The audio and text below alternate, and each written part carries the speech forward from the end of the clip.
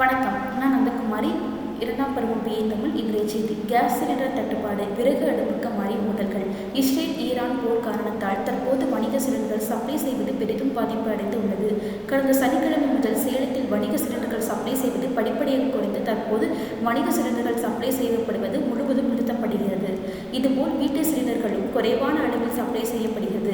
இதனால் சேலத்தில் உள்ள 300க்கும் மேற்பட்ட பெரிய ஹோட்டல்கள் உணவு தயாரிக்க பெரிதும் சிரமம் அடையும் நிலை ஏற்பட்டுள்ளது.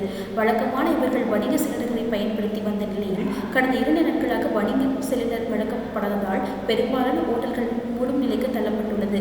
இது தவிர பெரிய ஹோட்டல்கள் தற்போது ஸ்டீமர் விறகு மூலம் சமைக்க ஏற்பாடு செய்துள்ளனர். சேலம் பழைய பஸ் ஸ்டாண்ட் பகுதியில் உள்ள லட்சுமி ஹோட்டலில் நேற்று முதல் ஸ்டீமர் விறகு மூலம் சமைக்க தொடங்கியுள்ளனர்.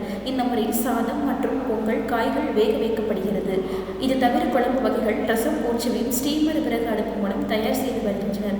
வணிக சிலிண்டர் கிடைக்காத நிலையில் பெரும்பாலான ஹோட்டல்கள் விறகு பயன்படுத்தி சமைக்க முடிவு எடுத்துள்ளனர். இன்னும் 1 அல்லது 2 நாட்களுக்கு வைத்துள்ள வணிக சிலிண்டர்கள் உணவுப் பொருட்களை தயார் செய்ய உள்ளனர். இதன் பின்னர் விறகு அடுப்பு பயன்படுத்தும் நிலைக்கு ஹோட்டல் உரிமையாளர்கள் தள்ளப்பட்டு உள்ளனர். நன்றி.